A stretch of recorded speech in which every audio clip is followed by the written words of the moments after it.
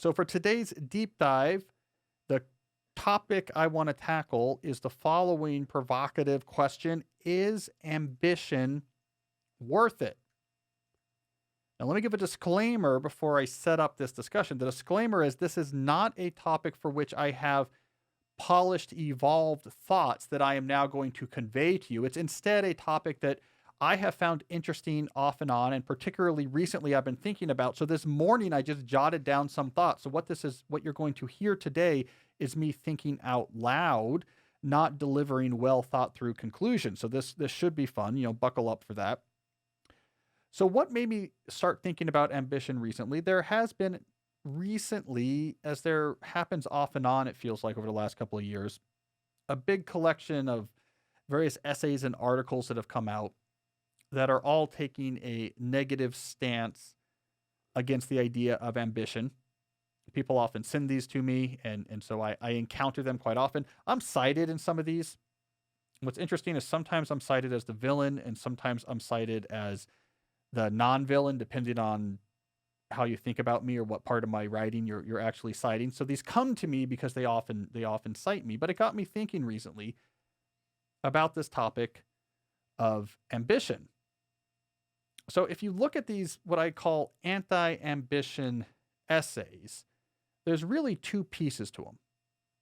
There's the piece which is personal and interesting and compelling, which is often people talking about their own struggles with ambition and the difficulty they have with it and the attempts they're making to perhaps disentangle their life from this ambition. And then there's maybe the explanatory part that's saying why is ambition something that is so popular? Why was I, as the person writing this essay, so entangled in ambition? And in some sense that's less interesting to me, because you just see whatever frame that person's cultural context lies within will just give them that answer. So if you read anti-ambition essays coming from, let's say, a Substack writer who lives in Brooklyn, they're going to look around their cultural world and say, well, ambition is, it's from capitalism. Let's have like an economic materialist approach to this, where we say, if we can just get rid of capitalism, we can get rid of these sort of disordered affectations, these disordered compulsions towards accomplishment.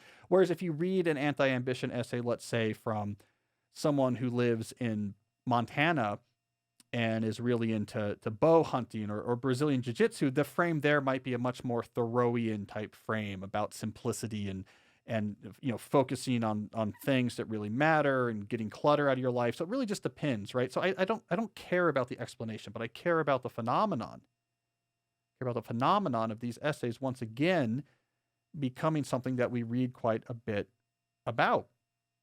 So I want to jump into this and try to actually tackle this. So let's define ambition. Number one, the drive to do things of increasing impact. So it's that drive to do things that are notable, that have impact, that are rewarded or remunerative, depending on what your metrics are, but generally that drive, and it's often insatiable.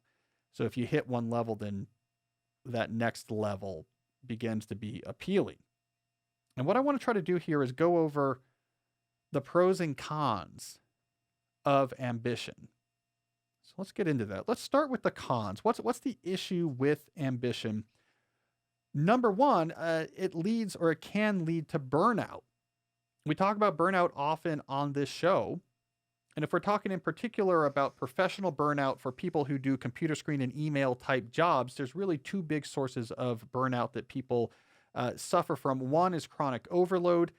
I talk about this, for example, in my writing and my core ideas video on slow productivity. But if you have more on your plate consistently than you can even imagine accomplishing, just too much on your plate, that can be quite distressing. It can short circuit the planning parts of your circuits. It can lead to an overhead spiral where you spend more time tending to all of these pending tasks than actually executing them. Recipe for burnout. The other main source of burnout among this particular context is when you spend too much time in a high arousal emotional state, so high stress state, high anxiety state. So your work is such that there's crises happening that keeps you at a high level of alertness. You can basically just burn out those systems. That's too much cortisol in your system. Your mind gives up on it. Burnout can happen as well. ambition can amplify both those issues, because if you're ambitious, you are putting more and more stuff on your plate, probably because you see these opportunities, you want to keep moving, you want to get after it. So chronic overload is a real hazard. Also, if you're ambitious, that means you're taking on responsibility and making moves that are more likely to expose yourself to those high arousal states. So I'm going to start my own business. We're going to build this thing big. That's going to set you up for a lot of situations where there's a crisis with your business. You can't get the funding together. You're not going to make payroll. It's going to set you up for a lot of situations where you might have that consistent stress. So ambition can make it more likely that you burn out. It amplifies our human instinct to compare to other people. Now, we all do this. I mean, regardless if you're ambitious or not, you look on Instagram, you see this, you get a little bit jealous. But when you are ambitious, it can become close to intolerable when you see the success you want that you're not getting. And I want to say I'm speaking from some experience here. I have ambition. It is an odd mistress of mine that has both given and taken away. But I have felt this amplification of comparison issue. It's almost weird how it works. It's like your brain is being taken over by someone else. Like, here's something that I have periodic, just to make this personal, I have periodic bouts of this where I'll go through a period where I will feel bad about my status as a writer. I'm like, man, I didn't hit where I want to get. Now, by some standards, that's preposterous. Like, I'm a successful writer. I have multiple books, I think 4 books at this point, that are healthily into the 6 figures with sales. So I can consistently sell 6-figure books. I have a 7-figure sale number book. I'm relatively well known. I've done well financially with the books. I've made impact on culture. I've introduced new ideas into the vernacular. Like, I am a successful writer by most standards. But then I'll say, but here's what I'm not. I've never had a book where right out of the gate, it is on the New York Times bestseller list for a while. Notice how I'm subtly shifting the goalposts. My last 2 books have been New York Times bestsellers, so my mind shifts it. You've never had a book that stays on the list. I've never had one of those books where it's just on that Amazon chart top 10 for 6 months when it comes out. Now, we're talking about in my space, there's like 5 people who do that. But my mind will say, why aren't you one of those 5? And then I'll come back to earth and be like, oh, that's crazy. I feel great about what I'm doing. But I'll have those bouts. And I point out that personal example just to talk about the way that ambition can rewire your mind in these ways that are malformed. As far as the outside world is concerned, that is crazy talk. But it'll hit you hard. Another issue with ambition is that it can keep you from other things that are important in your life if you're not careful. This is often one of the big points that's hit when you read the modern anti-ambition essays, is that, if you're all in on, I am going to start the next Uber, you're not spending time with your kids. You're not spending time out in nature. Your mind is probably always moving. You're probably not very involved in your community and becoming a leader and sacrificing time and energy on behalf of people you care about. You're doing this one thing. So this is a real danger of ambition. It's easy to fall there, to get very out of balance in your life. This is why when I talk about the deep life and my bucket system for the deep life, we have these various aspects you should focus on to try to keep that balance. And the final thing about ambition, the piece we don't talk about even when we encourage people to follow their dreams or do whatever they want to do, is that you probably won't succeed. So the things that we are ambitious about are very hard. That's what makes them a target of ambition. Most people won't succeed. So you go to a really good school, you worked really hard to get there, you take an elite job, like, I'm going to be a writer, I'm going to move to New York, I'm going to be a writer, maybe I'll be the next Joan Didion, and most people won't be. And so 10 years later, you're writing essays about, well, ambition is stupid anyways, right? So it's hard, man. It's hard. Most people don't get anywhere close to where they're going. There are also pros of ambition, though. So let's lay out the other side of this. So first of all, the pursuit of big goals is life affirming.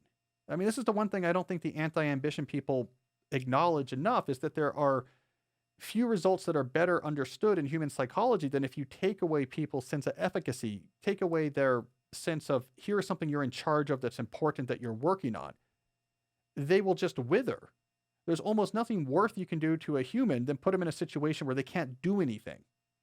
there's nothing I'm working towards, there's nothing I'm taking care of, there's no challenges I'm facing, that makes humans miserable. They need that and they need sociality. You take away either of those two things and it's a problem. So there is something life affirming going after something that's important or ambitious. It gives a focus to your energy. The human brain does not want to do nothing.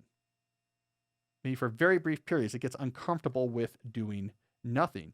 Also, accomplishment does make people feel good. Again, the anti-ambition essays tend to downplay this, but actually, it feels good to accomplish something. There's like the burst of chemicals in the moment. Yes, that goes away. You're not going to have that opioid style high permanently, but there is a background hum of confidence and satisfaction that does come from accomplishment. And I think that is worth acknowledging. If you've doing something at a high level and you're recognized for it, you get a steady state sense of pride, of self-worth. You have more confidence.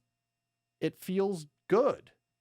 So it's not all invented, right? So it's not all just constructed as part of a conspiracy to help certain groups exploit others. There are real benefits that you get there. And of course, society needs at least some people to be ambitious. That's what moves forward whole technologies and industries. I mean, you take someone like Elon Musk, and when he's discussed in sort of elite cultural circles, everyone's just focusing on, does he believe the right things? Does he talk about things properly? Is he on our team? Is he on the other people's team? And I say, I don't know. I don't really care about that. He's kind of a weird guy. Yeah, I think we all kind of acknowledge that, but he single-handedly made basically every automaker in the country have a serious electric car strategy. He single-handedly reduced the cost of spaceflight by a factor of 10. That's crazy ambition. I don't want to live Elon Musk's life. It's brutal. But I'm glad there's people living Elon Musk's life because we have a cool electric cars now. And you can do this again and again with medicine and science with the practitioners there. We wouldn't have relativity if it's not for the fierce ambition of Einstein. His whole family broke apart about this. His hair went white. Einstein's hair went white at a younger age than mine from the stress of trying to make these theories come together. His family life got terrible because of this. His health faltered because of this. I wouldn't want to do it, but relativity was absolutely foundational for understanding the modern world. So we also need ambition in the world, even if not everyone is doing it. All right, so we have pros and cons. So we get to the conclusion then. All right, so who wins? If the question is ambition worth it? We have two possible answers here. A, no, it's just an invention. It's a cultural construct that is, exploitative of you. Stop it. Focus on just being present. Do less. And we'll just get rid of capitalism or whatever, or move to Montana, and we'll be okay. The other answer is no. It's critical to feeling good. It's critical to self-affirmation. It's critical to society growing. So what answer is right? I'm going to say neither. And I'm going to say both. Because this is where I'm beginning to fall on this issue. And beginning is the key word here. I do not have a comprehensive take on this yet. But where I'm beginning to fall on this issue is that ambition is novelistic. It's novelistic in its scope and impact. When I say novelistic, I mean messy and human and tragic and inspiring all at the same time. I think ambition gets to core contradictions in the human experience. We're miserable when it's removed from our life, but as we pursue it, it takes out of our life other things that we need to not be miserable, and there's tragedy in that. But there's also great inspiration in that. That's why I say it's novelistic. It's not something that we look at through an economic lens. It's not something that we necessarily look through a philosophic lens. It is messy, and it's very human. And just like when you read a deep novel, a deep, good piece of literature, you're able to actually revel in the complexity because that's part of what you try to get out of a good novel. We need that mindset, I believe, when we're thinking about ambition. Now, I think there's probably an evolutionary explanation we could put behind this messiness. I never hesitate to throw in some ill-conceived, ill-thought-through pop evolutionary psychology. So let's do that real quick. Probably if you really were going to pull back the covers here, here's what you're going to find. In the Paleolithic, you have humans living tribally. We evolved a strong drive to be a respected member of our tribe that is critical to survival and passing on your genes. We know this is true in part because nothing makes us feel more immediate, uncontrolled, positive feelings than when we encounter a story of someone sacrificing on behalf of their tribe. It just hits us at a core. Like, yes, that is right. Look at this person who stood up and took the arrows and, on behalf of his or her people. That instinctively feels well, and nothing makes us feel more uncomfortable and squirrely and weaselly than hearing a story of someone who betrays their tribe or is weak or cowardly. Those are deep instincts. Deep instincts mean deep evolutionary paths. This thing has evolved. The issue, of course, is the Paleolithic gave way to the Neolithic, and suddenly we had cities and city-states and eventually nations. And so now we have this drive to be respected and be a leader, except for the people in our immediate surroundings are no longer 15 people that we have lived with intergenerationally for 15 generations. It's 15,000 people in a city-state. And that gave rise to this new type of Neolithic ambition, which we weren't evolved for. It is the evolved instinct to be a leader in the tribe applied to a much bigger context. And that's what gives you suddenly political ambitions. You have the pharaohs. It's what gives us intellectual ambition. You get Aristotle, you get Socrates. And what gives us these theological ambitions. You get Siddhartha, you get Jesus Christ. You get people who are trying to think through religious thoughts that are going to impact the entire world. This is a parochial instinct applied on a scale it was never evolved for. And so I don't know if this is true, but I would wager it is that tension between an instinct that was evolved to make sense among 20 people applied to a world of 6 billion that we now can communicate with and see and have an audience amongst, that creates this weird tension that we feel in our life, where this ambition to keep going farther, and yet that ambition is taking us away from the things that are important to us, like being with our family and with our community. And that's because there was a time when that was all the same thing. But that time was 100,000 years ago. I don't know if that's true, but I think that's one way of trying to get at this fundamental novelistic, tragic, inspirational tug of war that is at the core of so many people's life, which is the fight over ambition. So I don't have a nice, clean story to give you. I don't have a nice, clean answer. This is what you should do. Do these 3 steps. Put this card on your Trello board and use a time block planner. Boom, you're good with ambition. I don't know the answer here yet, but I'm increasingly feeling that the answer is going to evolve cutting each other some slack and seeing ambition as this complicated, wonderful, terrible, interesting piece of the human condition, and not just a simple football we can kick back and forth. It's good, it's bad, that team likes it, this team doesn't. Something interesting going on here, and we should be okay with that nuance. So those are my thoughts on ambition.